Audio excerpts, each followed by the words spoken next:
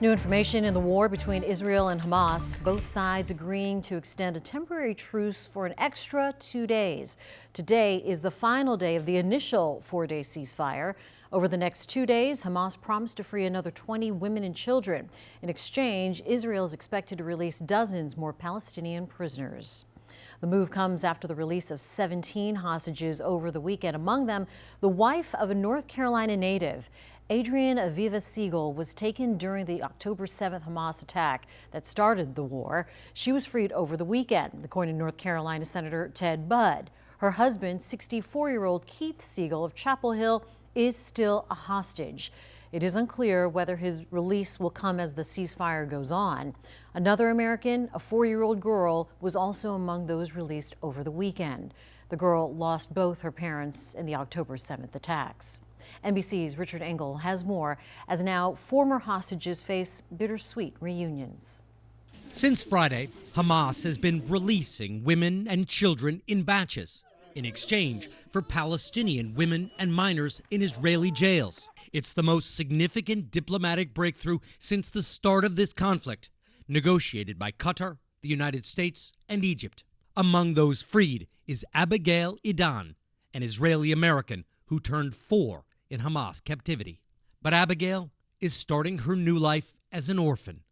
Her mother and father were killed during Hamas's October 7th massacre when she was taken hostage, along with her neighbors.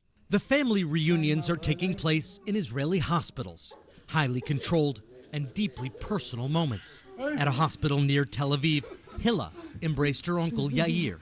Hilla was kidnapped by Hamas along with her 9-year-old friend, Emily Hand, who happened to be sleeping over at their home near Gaza.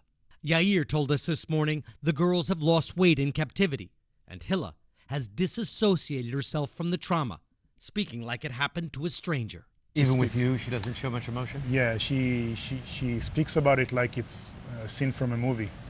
She speaks about facts that happened. Like it happened to somebody else? Yeah, it's like a story about it. She doesn't get sad when she talks about it. Today is Hilla's 13th birthday. The family plans to have a party, but it is utterly incomplete. Hilla's mother, Raya, is still a hostage in Gaza, separated from her daughter and friend Emily 2 days before the girls were freed. 62-year-old Adrian Siegel was released, but also separated from her Israeli-American partner Keith, who's also still held by Hamas. It's too early to talk about an end of this conflict or even a lasting ceasefire.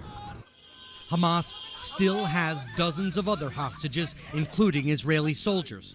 And this weekend, Israel's Prime Minister Netanyahu visited troops in Gaza. He promised Hamas would be destroyed and removed from power.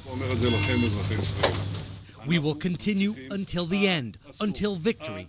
Nothing will stop us, he said.